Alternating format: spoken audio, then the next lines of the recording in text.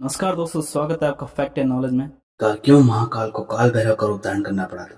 तो बात है सतयुग की, जब श्री विष्णु जी अपनी पत्नी श्री लक्ष्मी जी के साथ शेषनाग पर शयन कर रहे थे। तब ब्रह्मा जी एक बार वहां पहुंचे और बोले, पुत्र उठो, मैं तुम्हारा ईश्वर तुम्हारे सामने खड़ा हूं। यह सुनकर विष्णु जी को क्रोध आ गया। फिर भी वे शांत रहकर बोले, पुत्र तुम्हारा कल्याण हुआ,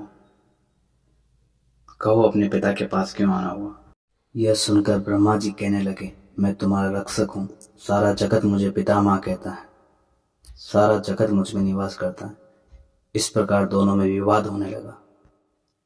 तब वह दोनों एक दूसरे को सर्वश्रेष्ठ मानते मानते एक दूसरे का वध करने को तैयार हो गए। दोनों हंस तथा गरुड़ पर बैठकर युद्ध करने लगे। भगवान विष्णु ने अनेकों शस्त्रों से प्रहार किया, जिससे क्रोधित होकर ब्रह्मा जी ने पलटकर भयानक प्रहार किए। उनके इस युद्ध से देवताओं में हलचल मच गई। वे घबराकर त्रिशूलधारी भगवान शिव के पास गए तथा उन्हें सारी व्यथा सुनाई। यह सुनकर महादेव मुस्कुराने लगे और बोले, पुत्रों मैं जानता हूं तुम ब्रह्मा विष्णु के परस्पर युद्ध से बहुत दुखी हो। मैं अपने गणों के साथ तुम्हारे साथ चलता हूं। भगवान शिव नंदी पर बैठकर युद्ध स्थल पर पहुंचे और छिपकर युद्ध को देखते रहे। जब महादेव को पता लगा कि वे एक दूसरे का वध करने पर व्याकुल हो गए हैं, तो वह युद्ध को शांत करने के लिए महाअग्नि के स्तंभ के रूप में दोनों के मध्य खड़े हो गए। इस महाअग्नि के स्तंभ को देखकर दोनों ही आश्चर्यचकित हो गए। दोनों कहने लगे, इस स्तंभ के अंत तक पहले पहुंचेगा वह सर्वश्रेष्ठ होगा।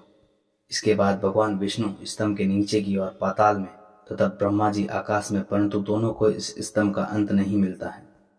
परंतु ब्रह्मा जी स्तंभ के बीच में से केतकी का फूल लाकर भगवान विष्णु को बोलते हैं, यह पुष्प मुझे इस स्तंभ के अंत पर मिला है। यह सुनकर विष्णु जी ब्रह्मा जी को सर्वश्रेष्ठ मानकर उनके पैरों में गिर जाते हैं। ब्रह्मा जी के इस छल से भगवान शिव को क्रोध आ जाता है। वह वहां प्रकट होकर तथा अपने काल भैरव के रूप धारण कर ब्रह्मा जी के 5वें सिर को काटने की आज्ञा देते हैं, जिससे महाकाल को ब्रह्म हत्या का श्राप लग जाता है। जय महाकाल। अगर आपको वीडियो अच्छी लगी तो वीडियो को लाइक करें और चैनल को सब्सक्राइब करें।